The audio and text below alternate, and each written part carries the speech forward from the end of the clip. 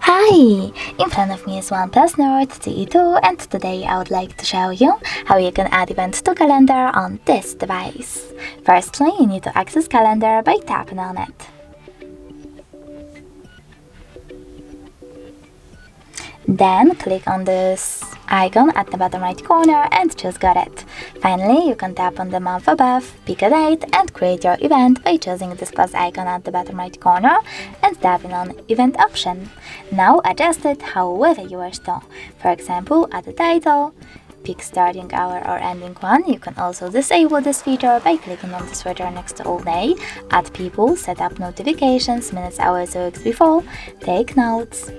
And even choose add location, tap on while using the app or only this time, type in an address and click on the correct one.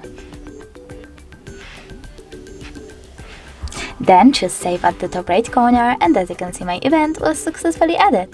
If you wish to edit it, you need to tap on it and click on this plus icon at the top right corner.